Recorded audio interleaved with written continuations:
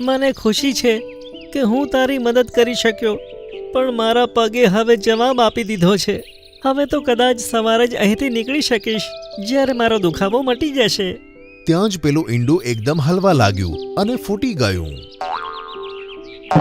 બીજા જ ક્ષણે તેમાંથી એક નીલા રંગનું બચ્ચું બહાર નીકળ્યું.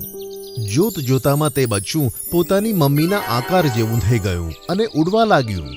આ જોઈને મિંકુ સારસ ચોંકી ગયું. હે, આ શું જાદુ થયું?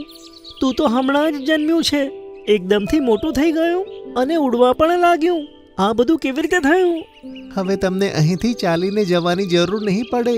આ જંગલમાંથી તમે પોતાની પાંખો વડે ઉડીને જશો. હે, હું ઉડીને કેવી રીતે જઈ શકું છું? મારે તો એક જ પાંખ છે. અત્યાર સુધી મેં જે પણ કર્યું એ આના જ કહેવા પર કર્યું હતું. આ ઈંડું પણ મારું નથી.